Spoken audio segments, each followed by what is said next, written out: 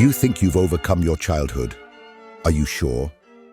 Because sometimes trauma doesn't appear as a clear memory.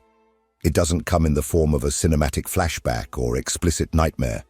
In fact, the deepest traumas are silent, disguised. They live inside you as habits, impulses, irrational fears, and repeating behavior patterns, always with the same outcome. You suffer, but you don't know exactly why. Have you ever found yourself overreacting to a simple criticism? Have you ever had anxiety attacks out of nowhere? Have you pushed away people who loved you without knowing why? Have you ever sabotaged something good in your life, even though you wanted it so much? Then let me tell you something, looking into your eyes, as if you were sitting in front of me. This is not drama. This is not weakness. This is childhood trauma that has never been addressed. Bessel van der Kolk, one of the world's leading experts on trauma, says that the body keeps the score. And he is right. Childhood trauma is not just a bad memory. It is a physiological reprogramming of your nervous system. Your body, your brain, your perception of the world, everything has been shaped to survive an environment that once hurt you. And you know what is even crueler? Often, you don't even remember exactly what happened. Because trauma doesn't depend on what you remember. It depends on what your body felt, on how your system reacted.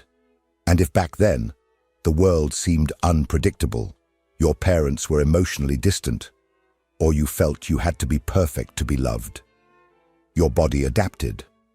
Your brain went into survival mode. And maybe even today, it has never come out. That's why you live on alert. That's why you disconnect from your own body. That's why you doubt yourself, criticize yourself in silence, attract destructive relationships, or can't trust anyone, not even yourself. But here's a truth that can set you free. You are not broken. You are adapted to a past that still lives within you. And that's why today, we are going to talk about the 7 signs that you have never healed your childhood trauma. Not to label you, but to show you that there is an explanation, that you are not crazy, that you are not alone, and more than that there is a path to healing. But it all starts with awareness, with naming what controls you in silence. Are you ready to see what your mind has tried to hide your whole life? Then take a deep breath and follow me. I want you to observe yourself for a moment, with brutal honesty. Notice your body right now. Are your shoulders tense? Is your jaw clenched? Is your breathing short, trapped in your chest? Even while nothing wrong is happening? This is not a coincidence. This is your body telling a story that your mind has learned to ignore. Hypervigilance is perhaps the cruelest sign of unhealed childhood trauma because it makes you believe that living on high alert is just who you are. That this constant tension is part of your personality. That you are naturally anxious, restless, always worried. But you are not. This was learned, and worse, it was learned very early. When a child grows up in an unpredictable environment, emotionally unavailable parents, sudden mood swings, constant criticism, threatening silence, unexpected outbursts, the body understands one very simple thing: relaxing is dangerous. Because when you relax, something bad happens. So the nervous system does what it was designed to do. It adapts to survive. Bessel van der Kolk explains that trauma recalibrates the brain's alarm system. The amygdala, responsible for detecting threats, begins to function as if danger is permanent. The problem is that this system does not understand time. For it, the past has not passed. The body does not live in the now. It lives in the what if. That's why, even in safe environments, you never really feel safe. Your body is always one step ahead, anticipating conflicts, rejections, losses. You read micro-expressions, analyze tones of voice, interpret silences as threats. You do not rest, you watch. And that is exhausting, deeply. Hypervigilance manifests in ways that many people do not even associate with trauma. Insomnia, because the body does not allow itself to shut down. Chronic muscle tension, especially in the neck, shoulders, and back. Frequent headaches. Digestive issues. A constant feeling of restlessness, as if something is out of place. You may even be sitting, but inside, you are running. And there is an important detail. This constant vigilance creates the illusion of control. You feel that if you are always alert, nothing will go wrong. But this is a lie that trauma tells to keep you alive, not to help you live well. Over time, this permanent state of alertness erodes your ability to feel pleasure. Relaxing generates guilt. Resting feels like a waste of time. Silence is uncomfortable. Peace sounds strange. Because your body has learned that normal is chaos. And when there is no chaos, it creates one. This is where many people start to wonder, what is wrong with me? Why can't I ever switch off? And the answer is simple, though hard to accept. There is nothing wrong with you. What exists is a nervous system stuck in a past that has never been processed. But the constant state of war takes a toll. When the alert is continuous, any small trigger can provoke an emotional explosion. The body, exhausted, loses the ability to regulate emotions. And then, you do not react, you overflow. This is where we enter the next sign. When vigilance fails, extreme emotional dysregulation arises. If this content is making sense to you, click the subscribe button and subscribe to the channel. Thank you for your support. Have you ever felt like you were being hijacked by your own emotions? As if, suddenly, something took control and you said or did things that you later couldn't explain. You scream, you cry, you lock yourself in your room, or you just shut everything down, disconnect, disappear from your own body, as if your mind is saying, I can't take this again. If this sounds familiar, you are not alone. This is emotional dysregulation, one of the most devastating and least understood traits of unresolved childhood trauma. People who have experienced childhood trauma often have a chaotic relationship with their own emotions. They don't just feel emotions, they are overwhelmed by them. There is no middle ground. There is no space between the stimulus and the reaction. A sideways glance can trigger a meltdown. A difficult conversation turns into war. A criticism becomes internal destruction. You go from 0 to 100 in seconds without going through reasoning. But this is not a whim. It is not a lack of control. It is neurobiology. As Bessel van der Kolk explains, trauma deactivates the part of the brain responsible for rational thinking, the prefrontal cortex, and activates the limbic system, the most primitive and instinctive part of our emotional system. The result? The body reacts as if it is in real danger, even when it is not. That's why, during an emotional crisis, you lose the ability to think clearly. You can't self-regulate because you never learned how. Children who grew up in emotionally chaotic environments, where crying was punished, anger was dangerous, or vulnerability was ridiculed, did not have the chance to develop healthy self-regulation tools. Instead, they learn to suppress, explode, or disconnect. And this disconnection is also common. Instead of reacting with rage, some people emotionally disappear.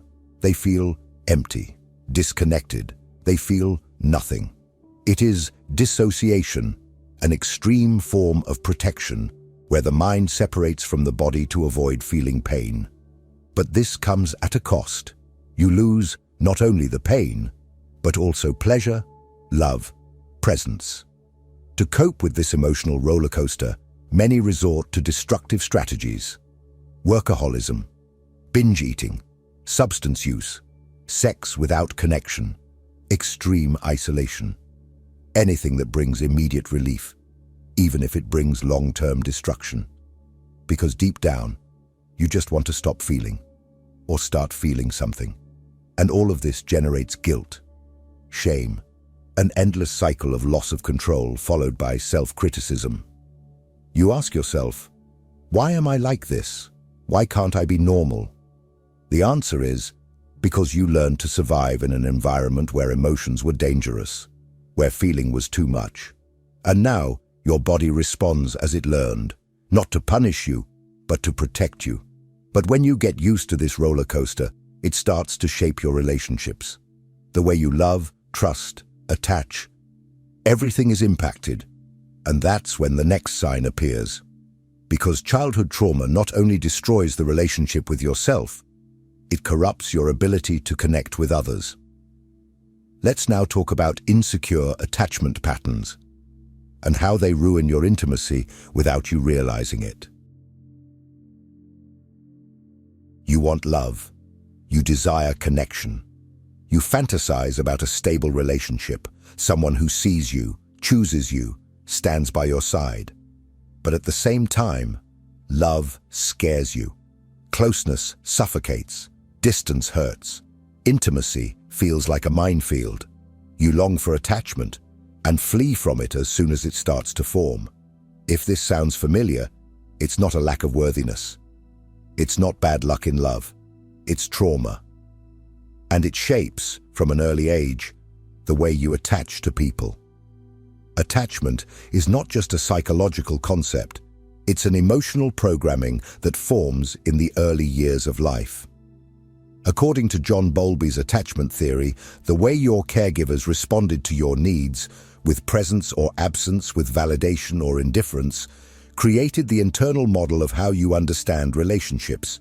And if, in childhood, love came with criticism, rejection, unpredictability, or emotional neglect, your nervous system learned that loving is dangerous. Van der Kolk emphasizes that childhood trauma is not limited to major traumatic events. Sometimes it's small, repeated omissions, the absence of affection, chronic invalidation, emotional abandonment that silently reprogram your brain and heart. How does this manifest in adulthood? If you have an anxious attachment pattern, you likely feel a constant fear of being abandoned. You analyze messages, interpret silences as rejection, need constant reassurance, not because you are needy, but because you learned that love can suddenly disappear.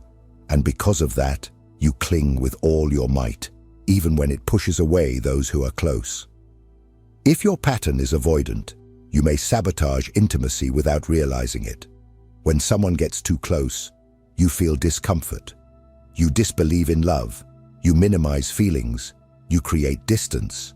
Not because you are cold, but because for you, vulnerability has always meant pain. You learned that depending on someone is opening a wound. So, you protect yourself by closing off.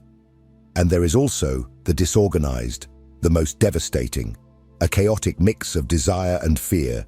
You seek love and at the same time, distrust it. You want closeness, but you freeze when it happens. Your relationships become emotional roller coasters, intense, painful, confusing, and often, you end up relating to those who replicate exactly the pattern that once hurt you. Unstable, abusive, distant relationships, familiar ones, because that's what trauma does. It creates an emotional script, and if you don't consciously rewrite it, you end up reliving the same roles, just with different actors. And the cruelest part, you start to believe that the problem is you, that you don't know how to love, that you weren't meant to be loved. When, in reality, all of this is just a reflection of a body and a psyche that have been trained to survive dangerous connections. But this dynamic affects more than your relationships. It affects how you see yourself, how you treat yourself, how you talk to yourself when no one is listening. And that's where the next devastating symptom of unhealed childhood trauma is born: brutal self-criticism and toxic shame. Let's now dive into this silent prison you've built within yourself. You look in the mirror and see a mistake. No matter how hard you try, no matter how much you achieve, the voice is there, relentless, repeating, "You are not enough." You feel shame, but not for something you did, rather for who you are, as if your mere existence were a burden, a factory defect. This is not just low self-esteem, this is toxic shame, an emotional poison that seeps into every corner of your life.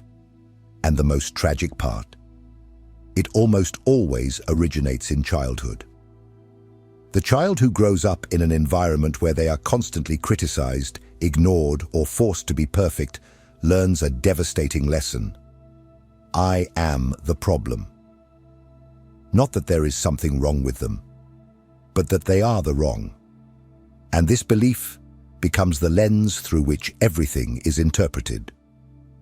Bessel van der Kolk talks about how trauma disrupts the brain's ability to integrate a coherent narrative of oneself. Without this narrative, you do not build identity, only fragments of pain, guilt, and confusion. Thus, the inner critic is born, a voice shaped by years of invalidation, carrying the words of parents, teachers, or authority figures, and turning them into absolute truths. You are stupid. You always mess everything up. No one will ever love you this way. You are too difficult. You need to earn love.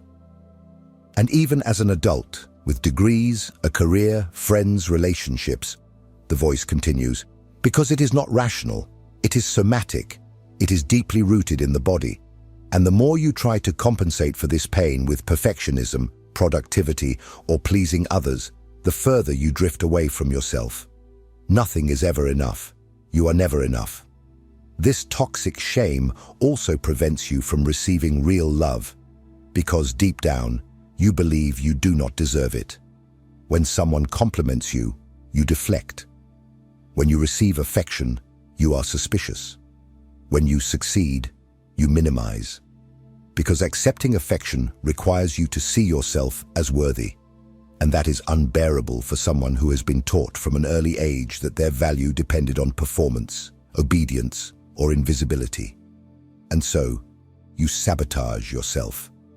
Not just in relationships, but in opportunities, projects, dreams. Every time something good approaches, your mind triggers the alarm. Beware, this is not for you. And since trauma taught you to believe that voice, you retreat. The most insidious part is that this cycle of self-criticism and shame feeds on itself.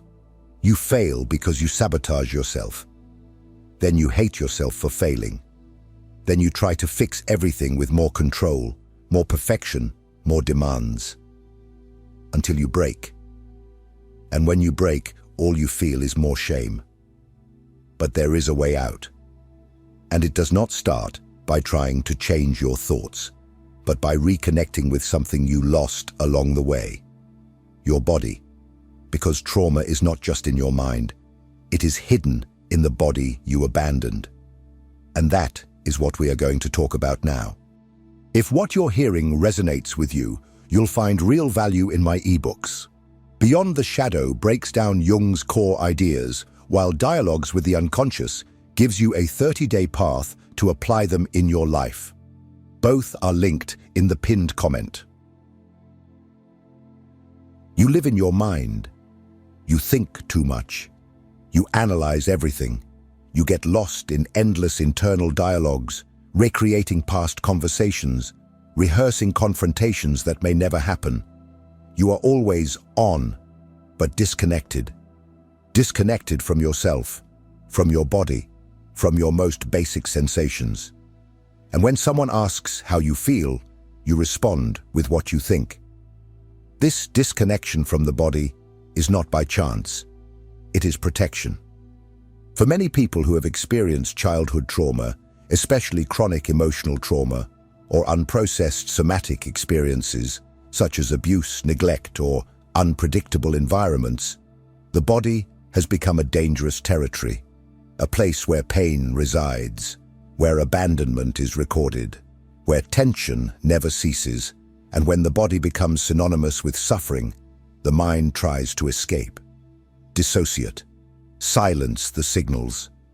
You learn unconsciously the psychic dwelling, to live from the neck up, as if your thoughts were the last safe place. But as Bessel van der Kolk says, trauma is stored in the body. It does not disappear with explanations. It does not resolve with logic. It is in the automatic reactions, in the tense muscles, in the short breath, in the knotted stomach, in the tight chest for no apparent reason, in the symptoms that doctors cannot explain: chronic pain, fatigue, digestive issues, migraines, insomnia. All of this can be the body trying to express what your mind never knew how to process. This disconnection also affects your ability to feel pleasure. And I'm not just talking about sexual pleasure, but about joy, enthusiasm, tranquility, embodied emotions, body and mind in presence. When you live dissociated, these moments become rare or even impossible. You feel that something is missing, but you don't know what. As if there were an invisible film between you and the world. And here lies the irony. To heal trauma, you need to go exactly through the territory you learned to avoid, the body. That's why we talk so much today about somatic therapies, yoga, breathwork, authentic movement, conscious touch. All of this is not mysticism, it is applied neuroscience. Van der Kolk shows how the body can become the portal to healing when it is included in the therapeutic process. Because while the mind relives, the body reenacts, and only it can release. But to trust the body, you first need to regain trust in yourself. And that is another great challenge for those who carry deep traumas from childhood. Because when you learned from a young age that your perceptions were not valid, that your emotions were too much, that your decisions were always wrong, you also learned to doubt yourself. And that is why the next signal may be paralyzing you today, even without you realizing it. Let's now talk about the difficulty of trusting yourself, about how trauma steals your internal compass, and how you can begin to reclaim it. Have you ever felt that you can't even trust your own decisions? That no matter how much you analyze, reflect, and think about all the scenarios, you still freeze? You ask everyone for advice, you consult videos, books, and experts, but in the end, you remain paralyzed, because deep down, you don't believe in yourself. This difficulty in trusting yourself is not shyness. It's not common insecurity. It's a deep wound, rooted back when it was still dangerous to have a voice.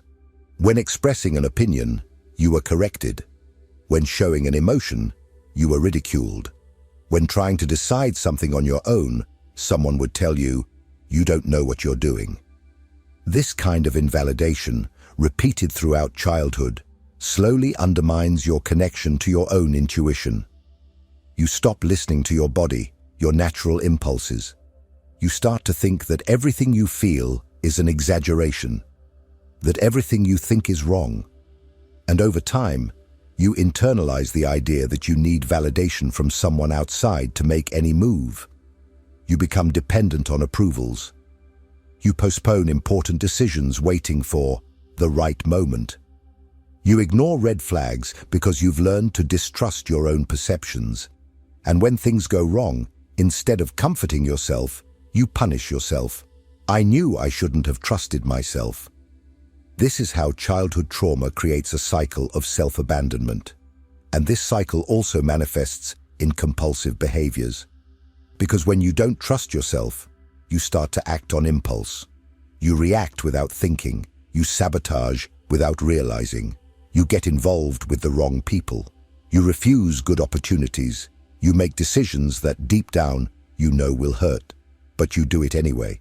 Because no matter how irrational it seems, repeating what is familiar feels safer than taking the risk to trust. Bessel van der Kolk talks about how trauma interrupts the sense of agency, of personal power. You feel like a puppet of life, reactive, disoriented, living on autopilot. Not because you want to, but because your nervous system has learned that it is safer to wait for others to lead than to take the helm yourself. But the truth is harsh. No one is coming to rescue you. You will need to relearn how to listen to yourself. And this starts slowly, with small gestures of reconnection, with the body, with boundaries, with your truth. Because trusting yourself is not a button you press. It's a muscle you train, a bond you rebuild. And when that bond is weakened, the risk is falling into the last and most treacherous sign of unhealed childhood trauma, the compulsive repetition of destructive patterns. That cycle where you know exactly what you're doing wrong, but simply can't stop. Let's talk about it and show you that there is a way back to yourself. If this content resonated with you on some level, comment below. Share with me and others what touched you the most, not for exposure, but to break the silence and start the healing process. And above all, don't stop here. The next video is just as important as this one. Keep watching. The journey is just beginning. I'll see you there.